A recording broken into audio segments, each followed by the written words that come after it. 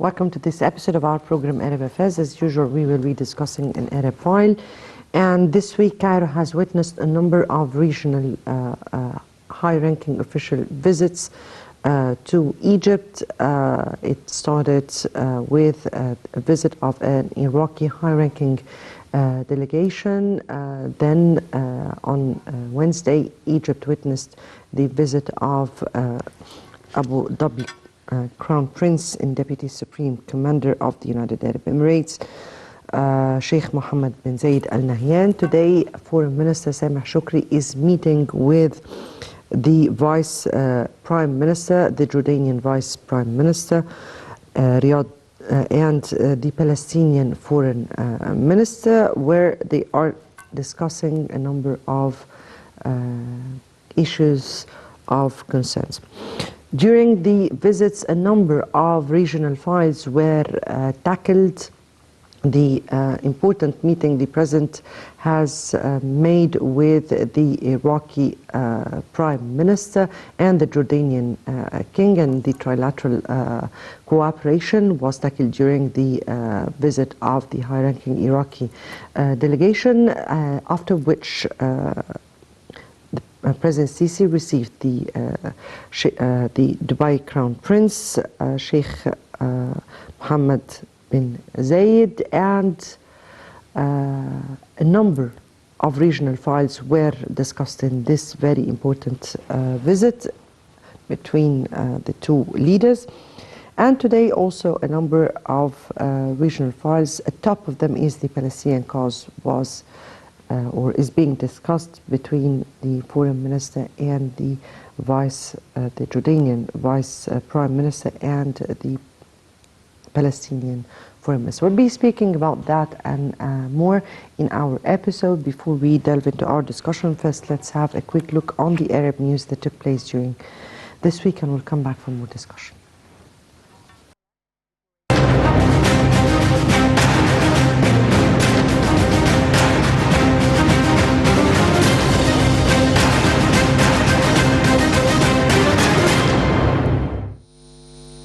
President Abdel Fattah el-Sisi received a high-ranking Iraqi delegation on an official visit to Cairo headed by Iraqi Vice Premier and Minister of Planning Khalid Battal.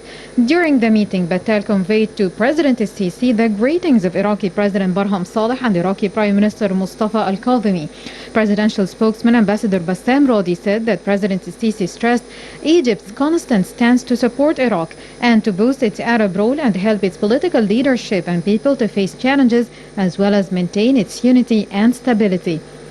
Speaker of the Arab Parliament Adel Abdel Rahman Al Assoumi announced on Monday the launch of a popular initiative to support the Palestinian refugees. This came during a press conference in which he said that the Arab Parliament has a strong will and is determined to face the current challenges. Al Assoumi pointed out to keenness on cooperation with all Arab civil institutions in fighting terrorism and extremism. He also announced an initiative to launch the Digital Economic Forum for supporting the Arab Common Market. The Lebanese judge investigating the huge explosion that rocked Beirut in August has suspended the probe after two ministers he charged requested to be removed. On December 10th, the judge issued charges against Lebanese caretaker Prime Minister Hassan Diab and three former ministers over the August 4th blast that disfigured Lebanon's capital. The four were charged with negligence and causing death to hundreds and injuries to thousands more in one of the largest non-nuclear explosions in history. Among them are former Finance Minister Ali Hassan Khalil and former Public Works Minister Ghazi Zaitar. Kuwait's Amir Sheikh Nawaf Al Ahmad Al Sabah told the new parliament on Tuesday that comprehensive reform was needed to help the Gulf Arab state exit its worst economic crisis in decades and that there was no time for fabricating conflicts. Sheikh Nawaf took the reins in September following the death of his brother at a time the wealthy OPEC member state is facing a severe liquidity crunch due to low oil prices and the coronavirus crisis. This month parliamentary poll saw 2/3 of lawmakers lose their seats as opposition candidates made gains in results that analysts say would hamper government efforts to enact fiscal reform. Italian Prime Minister Giuseppe Conte said on Thursday that 18 fishermen, including 8 Chileans who were held in Libya, caused for more than 3 months have been freed after visiting Benghazi to secure their release. The plight of the 8 Italians, 6 Tunisians, 2 Indonesians and 2 Senegalese has gripped Italy since they were seized on September 1st by the forces of strongman Khalifa Haftar, who controls Benghazi. Conte met with Haftar, who is waging war against the government of Prime Minister Fayez al-Sarraj in the west. Sudan's army chief on Thursday toured a border region with conflict-hit Ethiopia a day after the military said the troops were ambushed there by Ethiopian forces.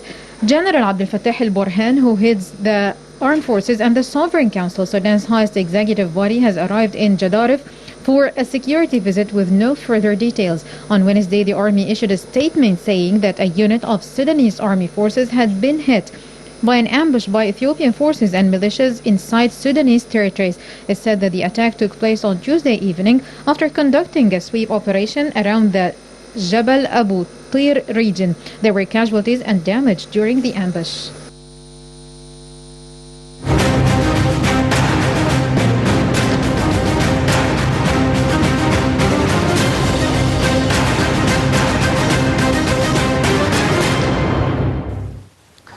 Right, welcome back. And as I said at the very beginning, one of the important meetings that took place here in Cairo was the meeting between President Sisi and visiting Abu Dhabi Crown Prince and the Deputy Supreme Commander of the United Arab Emirates here in Egypt, where they discussed a number of regional important issues. Before we start with our discussion, let's have a quick report on this important visit, and we'll come back for more discussion.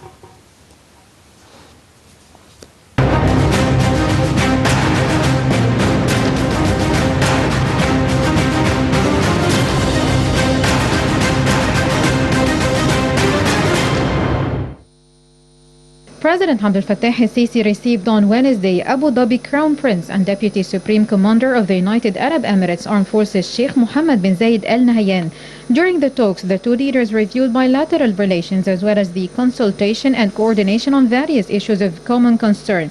President al-Sisi praised bin Zayed's visit to Egypt as contributing to enhance the historic strategic bilateral ties, particularly on the economic level, as well as political consultations regarding a number of issues of mutual concern. President al-Sisi welcomed the United Arab Emirates joining the East Mediterranean Gas Forum as observer. The president pointed out that the move is an added value to the platform's activities and serves the strategic interests, cooperation and partnership among other member states at the forum. For his part, Abu Dhabi Crown Prince asserted that the visit to Egypt comes in the framework of his country's keenness to boost bilateral ties and continue regular consultations on regional issues in light of Egypt's pivotal role in the Middle East security and stability. The meeting also reviewed a number of regional issues of common concern, including the Palestinian cause, the crises in Libya, Syria and Yemen, the Renaissance Dam and the security of the Red Sea, as well as the joint efforts to combat the coronavirus.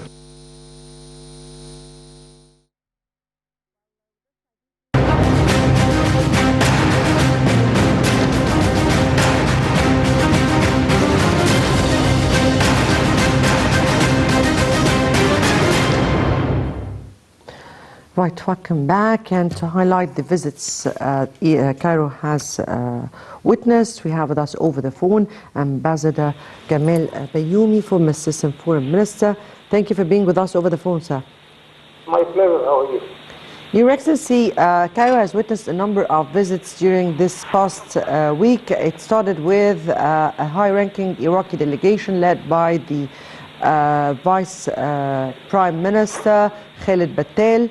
It was followed by an important visit by Abu Dhabi Crown Prince and Deputy Supreme Commander of the United Arab Emirates, Sheikh Mohammed bin Zayed. And today there is this important visit between Sameh Shoukry, or Foreign Minister Sameh Shoukry, and the Jordanian Prime Minister.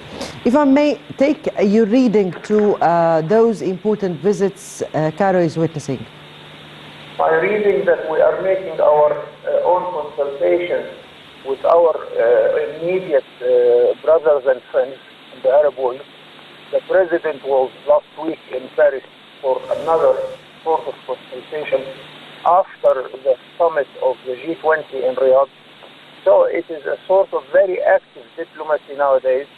because we are now passing together the Arab world again for our main case, which is the Palestinian question, and we want to assure our Palestinian brothers that we will never forget their case, that Egypt, especially Egypt, is going to continue to help and to support the Palestinian cause. And lately we were condemning the expansion of the Israelis in the Palestinian territory. So it is very active diplomacy. Also on the international level, we are keen to consult our friends about what is going on after the corona impact on the economic field in the world. We are lucky in Egypt that Egypt is one of rare countries will continue to develop positively, although in Europe, in the States, in China, the growth will be by negative rate.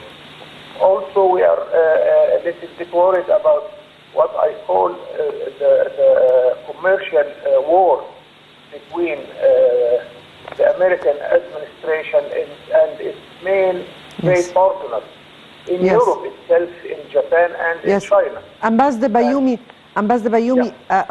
we'll just go to the then, and we'll come back, so stay with us, please. Okay.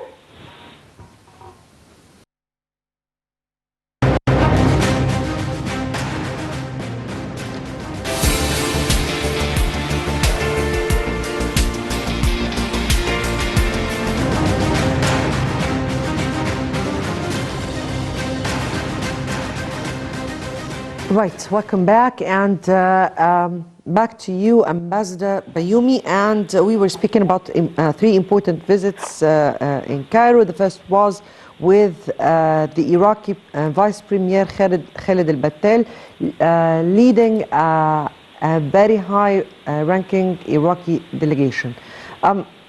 How important was that visit? We are bringing back a very important alliance between Egypt, Iraq, and Jordan, and I hope that Yemen will be in a situation to join us also. I want to recall here the Arab Cooperation Council, which we passed in the late 80s and has been stopped after the invasion of Iraq to Kuwait. Now we are bringing this back. We are proud that we have a very large community, Egyptian community in Iraq, much more than 2 million Egyptians living in Iraq, helping Iraq for its economic development, helping their families also with their remittance and their transfers. Jordan also is hosting many Egyptians in a very important position. So, and all of us, we are enjoying the free trade treatment, because we, as you well know, we have the pan-Arab free trade area between 17 Arab countries, among them Iraq and Jordan with Egypt.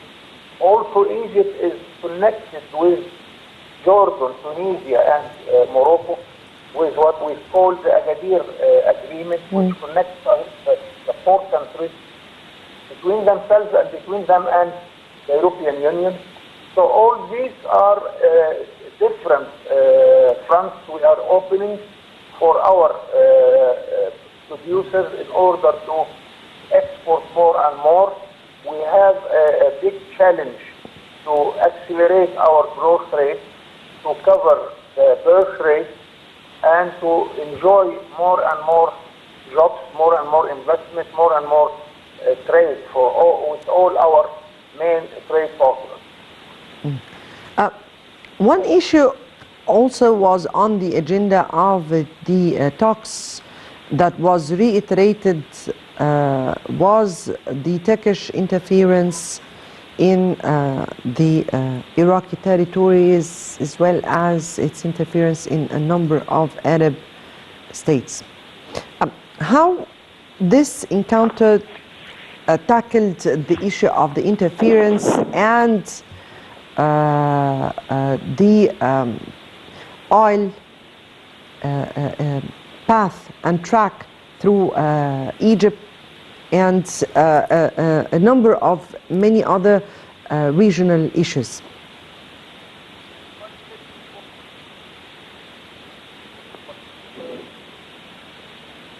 Ambassador Bayoumi. Yes. Yes. Hear me? So, can you hear me? Yes, I hear you. Yes. Since our president gave his speech in President Naguib camp, saying that there are red lines on our western border, that there are red lines also in the Mediterranean economic zone, where Turkey has no right to try to get oil or gas there. Thank God that our position is very strong, to the extent that the European Union is threatening Turkey to stop this intervention with our economic water. Also, we are very worried about what is going on in Libya and Syria. Turkey is occupying parts of Syria. Turkey is bringing terrorists. 20,000 terrorists are in Libya now. We are trying to bring them back to the countries. The situation in Iraq is not better. Turkey also is occupying parts of Iraq. So Turkey is on top of our agenda, and we hope we can, with the help of EU, with the help of the NATO also, because they are not happy with what Turkey is doing. So we have a strong position there, and we are sure that nobody can threaten our national security or our economic interest in the area. Yes, turning to another important meeting here in Cairo, or Cairo has witnessed, which is the visit of Abu Dhabi Crown Prince and Deputy Supreme Commander of the United Arab Emirates, Sheikh Mohammed bin Zayed. And this is a very important visit at this very critical time Egypt is witnessing. So the agenda of their talks, and definitely the joining of the UAE into the Eastern Mediterranean Gas Forum as an observer. Exactly.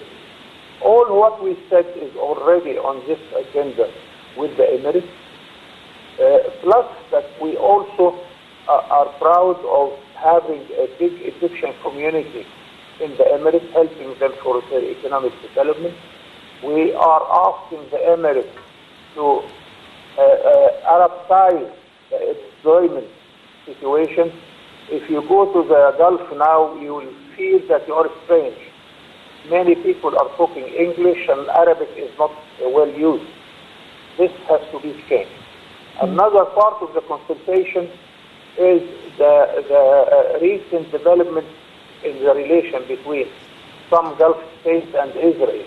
And of course, Egypt was there with its experience and its advices, and our president welcomed those steps, hoping that this will help the political situation of the Palestinian question, hoping that this will improve the whole relations in the region. Emirates also, as you rightly said, joined the group of Eastern Mediterranean gas group, and we are doing this to assure that we shall protect our interests there and the interests of all who join this group, such as Syria, Lebanon, the Palestinians, and even France are there, the French are there. So this is a good addition by having the Emirates as a member there, so we can here coordinate the future of the trade in energy. And as you may know, Egypt asked all its partners to be the center for trade of energy, whether it is gas or oil or electricity. And the electricity is very important. Also, we are connecting the electric net for all the Arab countries from Baghdad in Iraq, passing by Kuwait and Emirates and Saudi Arabia, coming to Egypt, then to the west of Egypt, Libya, Tunisia, Algeria, and Morocco. And now we are starting very important project to connect our net with Greece in order to make Egypt able to export electricity and gas to Europe. All these things are not only security or political interest, but also it is in the deep interest of our economic future. And I am glad really that all these consultations are taking place. This means that we have very active diplomacy nowadays. And of course we have always active diplomacy, but now we have the privilege of having what we call the summit level, that our president, mashallah, is moving from Tokyo to Paris, from New York to South Africa. He is everywhere, and he is giving a good hand to improve our relations everywhere. Right. Because I'm running out of time, let me here come to the important meeting that is taking place between Foreign Minister Sameh Shoukry and the Vice Prime Minister Safadi and the Palestinian Foreign Minister Riyad Al-Malki, where they are discussing the Palestinian cause and how to revive the stalemate in the Palestinian talks. Of course, this is normal because, as I said at the beginning, that all those consultations and meetings, good part of them is to assure our brothers in Palestine that we shall never forget the Palestinian question at all. And thank God that we have a very, very good case. Whenever we ask for voting in the United Nations, almost 150 countries are giving us their help, whether in Asia, in Latin America, in Africa. The whole African countries are voting with us for the Palestinian cause. And we want this to be quite clear to our brothers in Palestine. And the problem in Palestine that we have a division among the Palestinians themselves, the Palestinian Liberation Front, PLO, and Hamas. This has to be stopped, and we have to start serious efforts in order to keep the Palestinian question always in the mind, yes, and to make the Palestinian leadership in a position to be stronger during their negotiations with the Israeli side. And the Israeli side is suffering from a big division among Israelis themselves. The problem is that the Israelis do not know what do they want in our region. And we have to encourage them to accept that peace and good relations with all their neighbors is much better than occupying the Palestinian territories. Yes. And of course, fulfill the aspiration of the Palestinian people of initiating a Palestinian independent state with East Jerusalem as its capital. Ambassador Gamal Bayoumi, former Assistant Foreign Minister, thank you so much for being with us. You. And I guess that brings us to the end of this episode. Next Saturday will be another important Arab Files. Until then, it's goodbye.